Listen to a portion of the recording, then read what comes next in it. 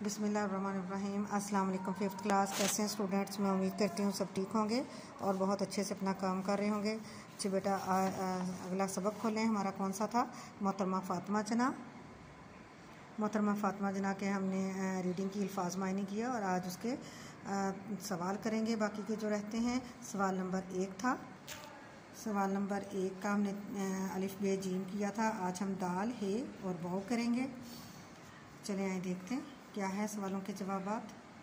जी, तो पहला सवाल है, मोहतरमा फ़ातिमा जना को दिए गए लक़ब का नाम लिखें।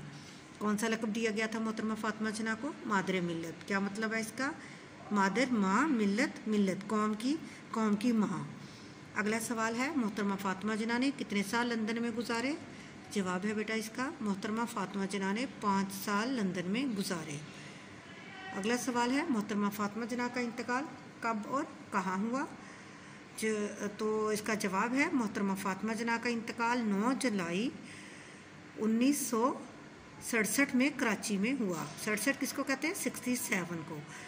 तो ये है 9 जुलाई 1967 में कराची में हुआ। ठीक है बेटे, ये आज के हमारे सवाल जवाब हैं। आपने इनको बहुत अच्छे से याद करना है और अपनी कॉपी पे राइट करना है। ओके, अल्लाह हाफिज़।